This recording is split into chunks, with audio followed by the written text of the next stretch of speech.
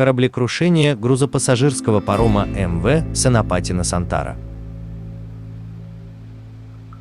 Грузопассажирский паром МВ Сенапатина-Сантара был индонезийским судном, затонувший во время шторма 30 декабря 2006 года. Судно японского производства было регулярный пассажирский лайнер из порта Кумай в центральный Калимантан, Борнео, в порт в Семаранг. Примерно в 40 километрах от острова Мандалика корабль затонул во время сильного шторма в Яванском море. Считается, что утонуло не менее 400-500 человек. Первоначальные отчеты утверждали, что на борту находились 800 человек, но позже это число было уменьшено до 628 человек, включая 57 членов экипажа. Проектная вместимость парома – 1300 пассажиров. Судно было построено в 1969 году компанией Tagma Shipbuilding в Японии. Он был переименован в Курушима-Ай в июле 1996 года, затем в Читра Мандала Сатрию в августе 1996 года и, наконец, в Сенапатину-Сантара в январе 2004 года. Карта судоходства в Индонезии. Злополучный маршрут корабля Кумай-Семаранг показан на карте. Грузопассажирский паром Сенапатину-Сантара шел по расписанию, чтобы доставить пассажиров и автомобили через Яванское море из Борнео на Джава.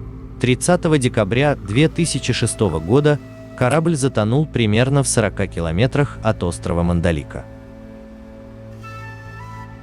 Согласно манифесту, на судне находилось 628 человек, включая 57 членов экипажа. Но более поздние пресс-релизы правительственных чиновников дали непоследовательное количество пассажиров.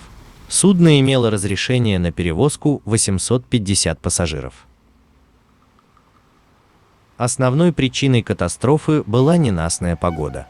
Однако местные чиновники Агентства по метеорологии и геофизике не запретили судну выходить в море, а чиновник порта Кумай выдал разрешение на плавание на основе прогноза погоды.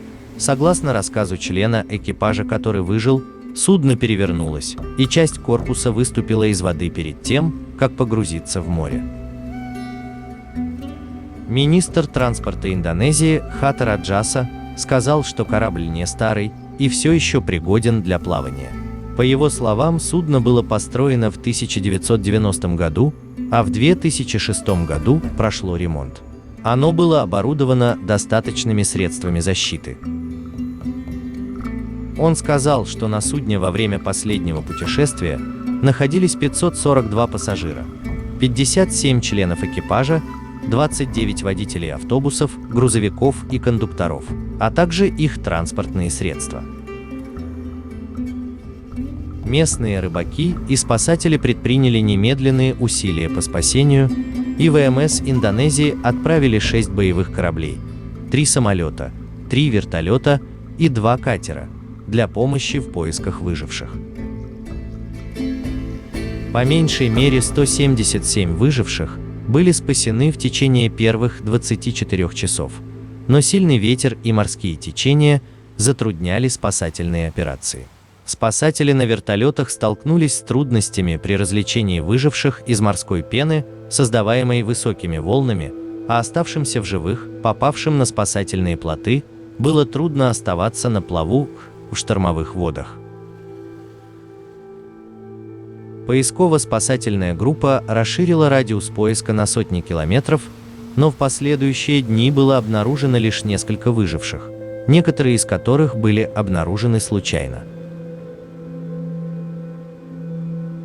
3 января 2007 года, через 5 дней после события, 12 выживших, 11 мужчин и 6-летний мальчик, были обнаружены на беспилотной нефтяной платформе 300 километров от места затопления судна. Еще 6 были найдены на острове Ява. Они несколько дней плыли на спасательных плотах без еды. Некоторые не выжили, и их тела пришлось бросить в воду. Выживших немедленно доставили в больницу в Сурабая. Другие выжившие были свидетелями десятков тел, плавающих в море.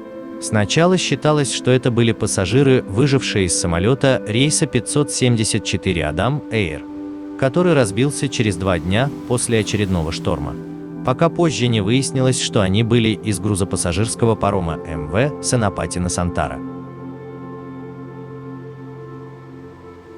5 января 2007 года, через 5 дней, 15 жертв были обнаружены застрявшими на острове Кангеан. 8 января 2007 года группа из 15 выживших была подобрана проходящим грузовым судном со спасательного плота около Бали, в 500 километрах от места происшествия. Один из них скончался вскоре после того, как группа была спасена. 14 выживших найдены недалеко от Бали, которые в течение 10 дней пили дождевую воду и ели запасы еды, хранившиеся в спасательном плоту, были затем доставлены в Макасар, Южный Сулавеси.